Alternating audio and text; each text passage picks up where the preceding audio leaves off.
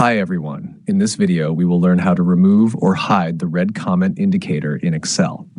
Here you can see I have several red comment indicators showing in different cells. Now we will hide them. Step 1, go to the File tab in the top left corner. Then click on Options. A new dialog box will open. Step 2, change comment display settings. From the left side, click on Advanced. Now scroll down until you find the section called Display. Here you will see 3 options: no comments or indicators, indicators only, and comments on hover, comments and indicators.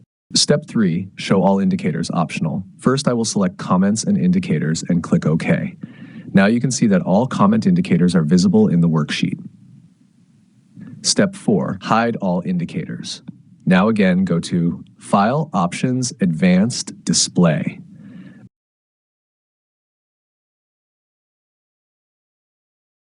This time, select No Comments or Indicators. Click OK. Now you can see that all red comment indicators are hidden.